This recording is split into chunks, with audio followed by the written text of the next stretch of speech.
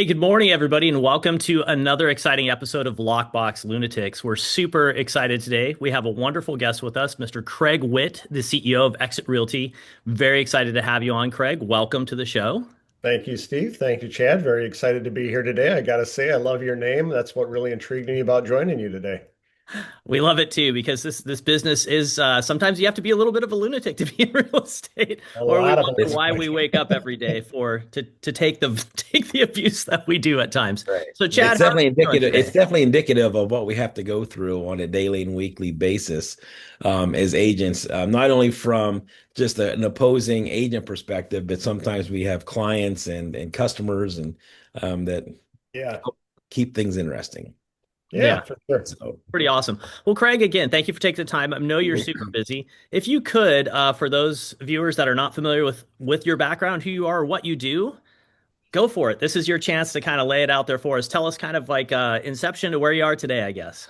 Yeah, no, that's a great question. I always love talking about it. It's I say it's always kind of a patchwork quilt of a history of careers, right? No one ever really wakes up and says, I want to be a real estate agent. They kind of go through a path to get here. And really, my path, my journey to get where I'm at today, certainly as the CEO of the US side of Exit Realty, is kind of unassuming. It was kind of by accident. I didn't really raise my hand to say, put me here, but it happened.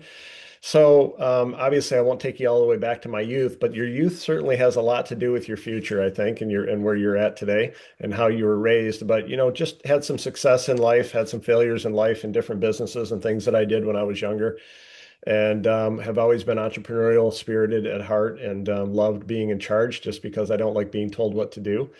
So I figured I'd have to start my own company to do that, but kind of went through land development and home building and um, kind of on the real estate side, had an excavation business for a number of years with a few partners, and we did a lot of water and sewer work and land development and concrete and asphalt work and road building and highway construction and those things, and built that from scratch with a few guys, and ended up selling my percentage of ownership out of that and started getting more into the land development side of things and building some spec houses. And then found myself stumbling into the brokerage business because we had inventory as we were building. So we started a boutique brokerage, my partner Bob and I and his wife, and then that developed into buying a franchise with Exit.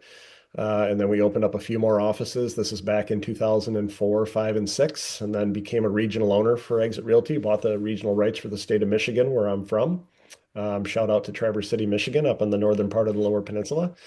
And then went through the recession, and we had the company was growing. Exit was really a force to be reckoned with. We were one of the fastest growing real estate franchise brands, really in the history of franchising in real estate, and ended up taking an executive position with them to help them build and stabilize the company and help sell franchises and do those things. So ultimately sold my franchise offices that I had with my partners to other Exit people. So those still survive today, and sold the regional rights back to Exit. So I took on a bigger role. And then ultimately, for the past 5 years, I've been serving humbly as the CEO of the US division for Exit. And that's kind of how I got here, just kind of naturally developed into this. I love the steps that you took. It's like you said, it's a very natural progression. I love the fact that you say that the way you're raised has a lot to do with how you are today, because this is definitely a self-starter business for sure. You have to have thick skin, you got to be quick on your feet. Right. But people, I think, oftentimes don't realize the myriad of roles that we have when we step into real estate. Like you said, very few people, I know some people, hey, my parents were in real estate, whatever, and that's all I've known. And there's I would say that's some people, but a majority of people that get into this business have done a lot of other things prior. So we bring a lot of different skill sets to what we do. And I love the fact that you had that progression from the land development, getting kind of the commercial stuff, and then getting into Yeah. building, and then hey, we got to sell these things. Let's start a brokerage, right? And then aligning with a franchise. What was that big moment for you when you decided to go from a boutique to a franchise? Kind of walk through the mindset as to the why on that one. That's a really good question. And I talk about this a lot because I still sell franchises for our company, and I'm still trying to convince people to leave their brand or leave their independence or take their broker's license and grow. And the question always becomes why? Why would I want to do this? Right. And we were a very happy small boutique brokerage. I could not stand franchise models. I thought that they overmanaged you, under supported you, and charged you too much for very little in return. So it wasn't a style for me. I've always been an independent thinker. But the exit formula caught my attention. It was very unique. It was a vertical move and not a horizontal move. Every other brand I looked at in my community was good. They had good reputations and they had good leadership, but they were a franchise brand that were kind of an already brand. They've been there, they were established. And when I saw the exit brand and that it was brand new in Michigan, we had only had a couple of offices in the entire state at the time and nothing up north where I was. We looked at it as an opportunity. Sometimes you have to say, do I want to be like everybody else or do I want to be a pioneer? If you're truly an entrepreneur, you don't want to do what everyone else already did. You want to do something unique and you want to have a better mousetrap. So when the exit opportunity was presented to us, my partner Bob and his wife and I jumped on it. And I've been here 21 years now, Steve, and this company is the same as it was back then in the sense of the same purpose and intentional leadership of taking care of people first and always doing the right thing by its people. And sometimes that's been to our detriment as a company because we've foregone profitability sometimes and revenue generation because we are trying to do what's right by the people because we know if you take care of the people, the profits will follow. And that's the mindset we've had from the beginning. And I bought into that early on. And I'm proud to be leading this company alongside other such great leaders and executives. But that's what got me out of that independent brokerage mindset back then. I wanted to be part of something bigger. And I wanted to use this exit formula to affect and impact other people and give them an opportunity and a lifestyle that they deserved in this tough business. Right. I think it's interesting that you select you landed right on the same reason I joined Exit Hmm. is how they were treating the individuals. And I think the difficult part in convincing individuals to make a move to exit is they don't understand that culture and how that's going to impact them positively and how that's going to have a positive impact on their family. And that's the biggest thing. Everyone's a skeptic. I know I'm one of the biggest skeptics out there. Yeah. But Yep. that's one of the biggest, items that you need to overcome when you're talking to agents and possibly even owners, to let them know that there's value in that. I can't tell you how many times I've received phone calls from exit higher ups over the last 3 years, just offering a lending hand. And Yeah. so I think that's extremely important if anyone's looking to make any type of changes to take that into consideration, because the value in that versus being left to yourself, Yeah. to your own Well, needs. Chad, the bigger the company gets, the smaller the individual gets, right? Exactly. So when the corporate money comes in, the heart of the company goes out. And one of the things that we sell is service, and you can't sell service and not serve. So um, you have to be a company that sells it, but believes in it, and you act upon it too. And I think the biggest thing for us is that agents don't like change. I don't like change. Okay. I'll be the Right. first one to admit it. And I'm skeptical too. So when we're trying to convince people that there's a better life over here on this side of the fence, it's hard because all they see is I've got to change my business cards and my clientele and my CRM, and I've got to adjust, and I'm going to be a month or two without any income because I'm making a change to your brand. And my response to that is the quicker you start, the better you'll do, Yeah. right? The quicker you make this change, the better you'll do. I'm that convinced that our model can change lives, and it's getting people to believe in that and believe in your vision and your passion, and you've got to believe in it in order for that to work. Yeah, I agree. I think Exit's done a really good job. It's funny because Chad and I came on board around the same time, and we were connected obviously through Rick DeLuca. And Rick said, Yeah, "Hey, you should call Chad." So Chad and I started talking, yeah, and we talked about, "Hey, we're fiercely independent. We're kind of these lone wolves. We have that same kind of mindset." And kind of like, why did you do it? Because I was in the same boat. I was like, forget franchises. I got this. I got this. Until I realized I was wearing so many hats that I didn't have it right because I'm like, I need some help. yeah, And as we continued to grow, and it was funny because Chad said the same thing, and he had a very interesting interaction with his whole journey going to the franchise. But it was about, like you said, service, support, and follow up, which we don't see a lot of. And something you touch base on that a lot of people that may not be in the industry or might be in the industry and not be aware of. You said 21 years with a company. Now, we yeah. have a revolving door in the C-suite in this industry. I mean, it is 8 months, new CEO at XYZ company. A year and a Yeah. half later, new CEO at XYZ company. And we have the longest tenured C-suite in the industry. And I think that's something that is a massive testament to what the company is doing and the philosophy of serving people first and profits following. And Yeah. it's funny because we're talking about business planning this time of year. So for you new agents that are out there, business planning is a thing and it does matter. I have Yes. empirical evidence to show you it does matter. I can show you with our brokerage if you plan and you don't plan what it looks like. But Yeah. as Yeah. you go through that, because very much of our business plan is focused on the person first and then the business aspect, and we kind of preach that whole thing that if you're not solid or healthy and feeling good about who you are as just a person, no matter what business you're in, you're not going to be successful. And I love the fact that Exit has embraced that and has carried through with that and stayed true to that. And I can think of numerous examples within our company of how people have found personal success and how that's translated, how they've come from a rough spot to a good spot personally, and then their business just flourished after that. Can you kind of tell me when you're all getting together and meeting on a Mhm. C-suite level, because there are a lot of outside pressures, how do Yeah. you continue to stay true to that perspective and that goal? Well, I think Steve instilled it. Steve Morris, our founder, instilled it in us a long time ago. And you've got to have this ability to shut off the white noise. And you can drive yourself crazy competing with your competitors every day and listening to the news and woe is me and the sky is falling and this company is merging with this company. And at the end of the day, what's the right thing to do for our company? Do we want to change our purpose and change our values because somebody else is doing something that may or may not work? That's Mhm. not who we are. And a true business owner and a true leader believes in the purpose and the intentionality of where they're driving that company. And we all are in alignment with that. Our executive staff and our corporate staff, again, you talk about tenure. I mean, an average of 21 years with this company. I mean, it's unheard of, right? Everyone's job jumping and looking for the next opportunity and how do I make more money? And for us, it's not about money. Money's important, but it's more important to build this company and follow the purpose-driven alignment that we've been learning from Steve. So when we get together and we talk, the first thing that we talk about is what's right for our people. What do they expect? What have we promised? And what is the right thing to do? And then we talk about, okay, how are we going to pay for it? There's a big difference there. A lot of people back in and they say, let's throw money at this and come up with something that's going to keep our people happy. What we say is, what do our people need? And how do we keep them happy with the resources that we have? And now, how do we pay for that? And what should we build in order to serve that need? That's a whole different mentality when you're running a business, right? And so in the beginning, everyone's hearts are aligned, their minds are aligned, and then the money just find it. It's there. We'll figure out a way to get it done. Listen, since I was a little kid, I've been wrestling on my back. I'm no stranger to operating with less. We did not grow up affluent. Our family was way less than that. So I help lead this company in the same way. How do we do more with less?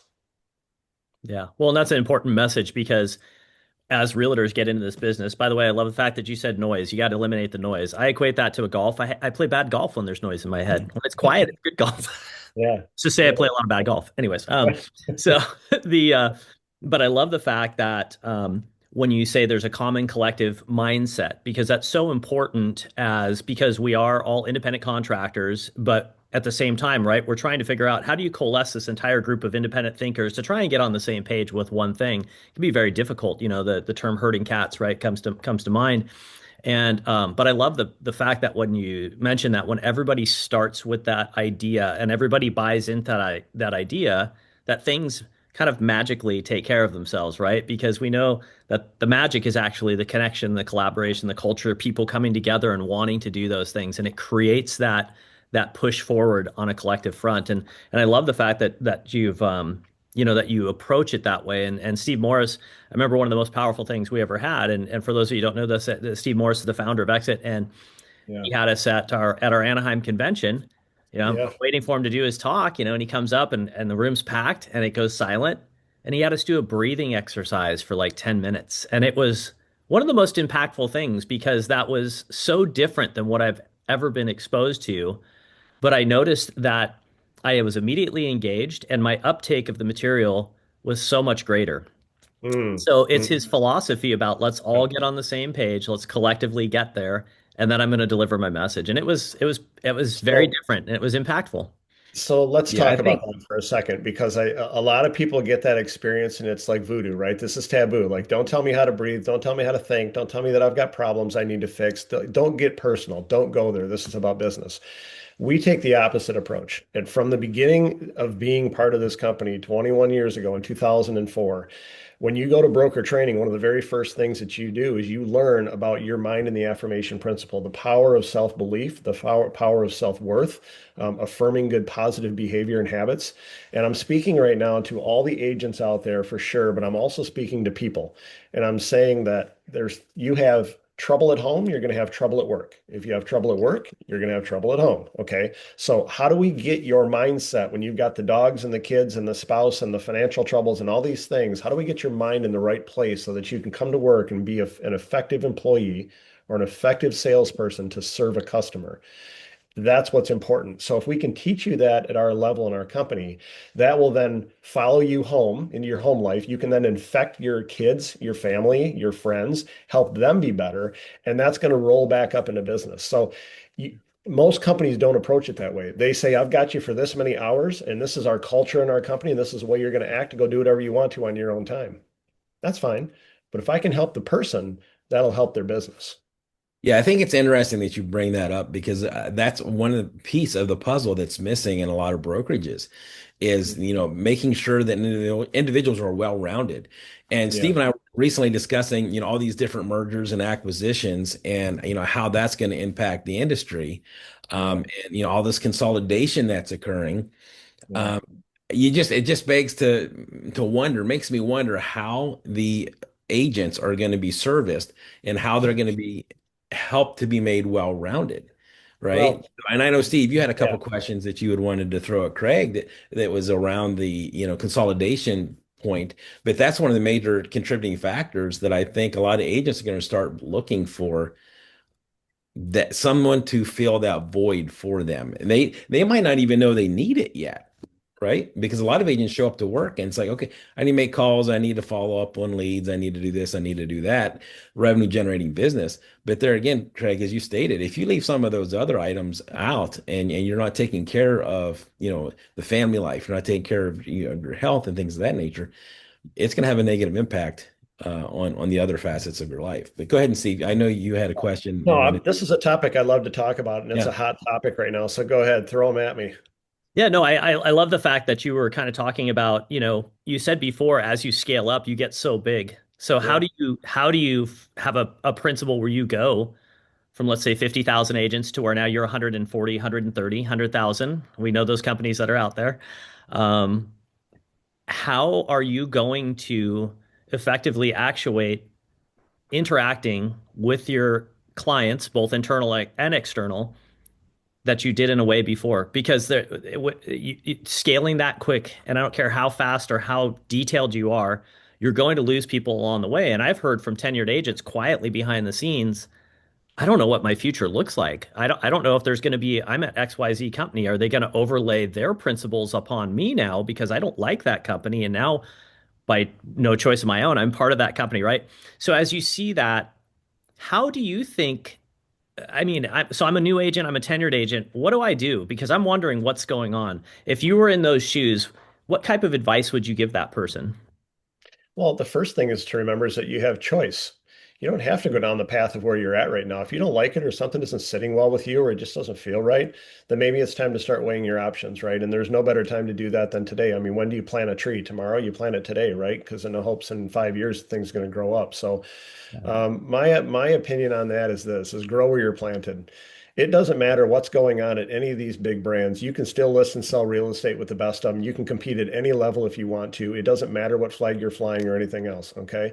If that's the kind of agent you are, if you're the kind of agent that needs to be nurtured and coddled and somebody holding your hand every day, because you can't seem to get out of bed in the morning and go to work because you've just got apathy and you're frustrated and you get a deal that didn't close, and that's a whole nother issue. But there's a lot of these markets, you guys, that don't know much about any. First of all, the consumer knows nothing about what's going on. Okay. And I don't mean that to be arrogant, but they know very little about any mergers or acquisitions or any big companies coming together, how that's going to affect them. All they care about is buying and selling. That's what they care about. Okay. And commercial and industrial and leasing is on a whole nother level too. So if you look at the real estate agent has choice. And the agent says, look, where do I want to belong? Where I'm getting the support I need to generate the revenue to grow and to have a lifestyle that I want to have for me and my family. Bottom line. Yeah. And if Yeah. that's in a big brand, that's great. Look, our brand could be, 100,000 agents tomorrow. How do you how do you maintain culture in a company when you grow to that level? Well, I'll tell you how. First of all, we're a privately held company where our people matter. We're not a publicly traded company that answers to shareholders. Huge difference. Okay. It's a differentiator in a big way. We pivot like a rowboat. We don't pivot like the Titanic. We can make street level decisions in a day where it takes them meetings and all these other, obstacles in the way to try and get something done. So that matters. But at the end of the day, like you said, the agents have choice.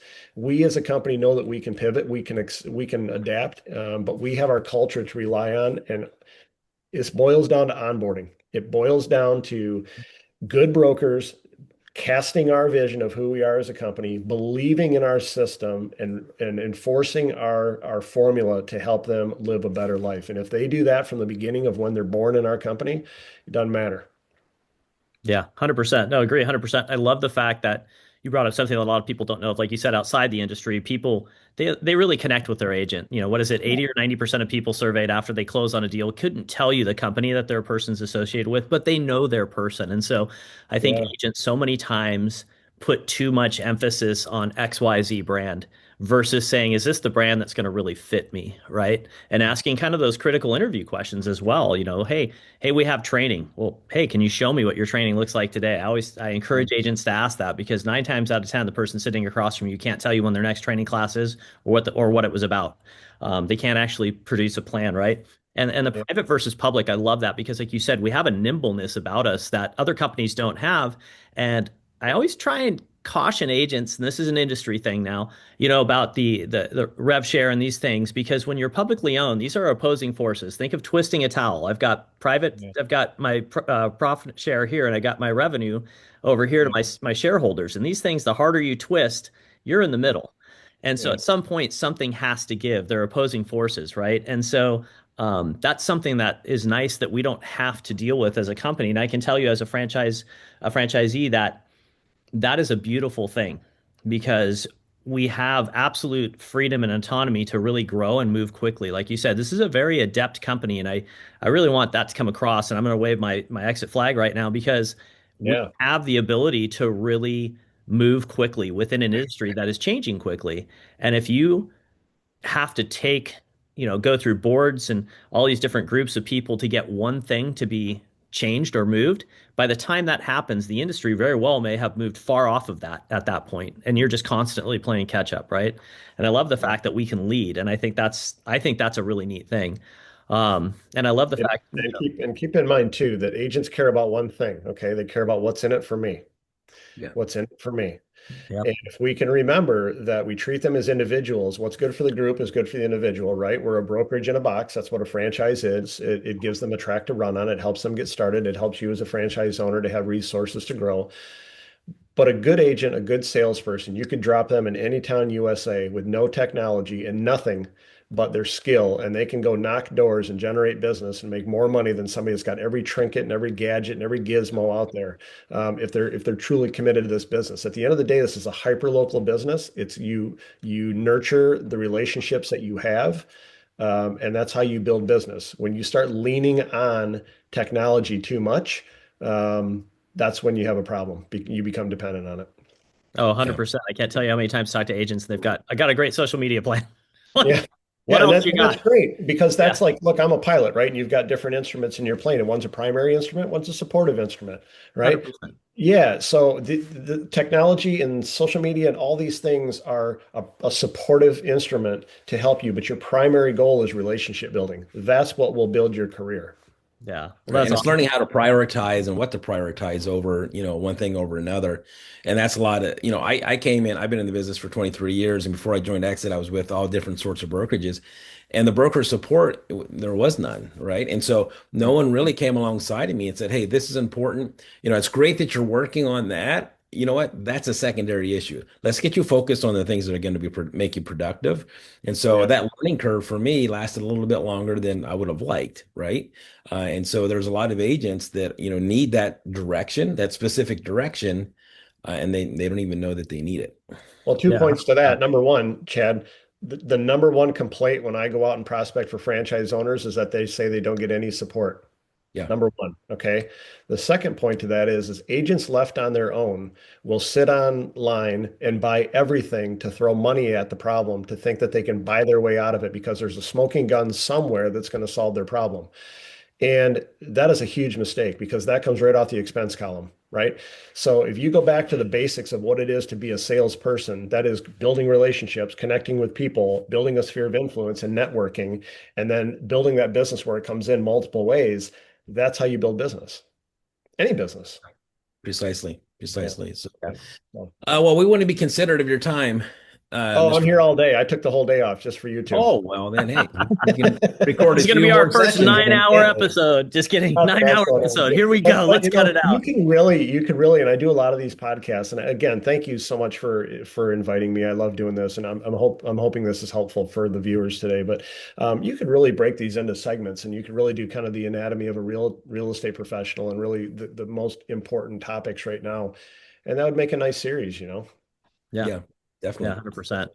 Well, it's been awesome. No, I love it. I love it, Craig. Thank you for the time, the background, the nuggets. There's some great nuggets in there, and Yeah.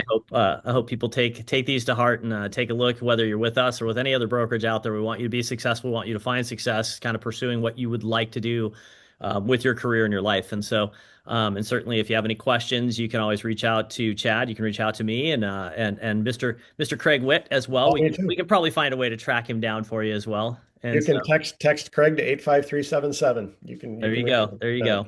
I love it. All right. Well, thank you all again for your time today. And we'll look forward to seeing you on the next episode of Lockbox Lunatics. All right, everyone have a great day.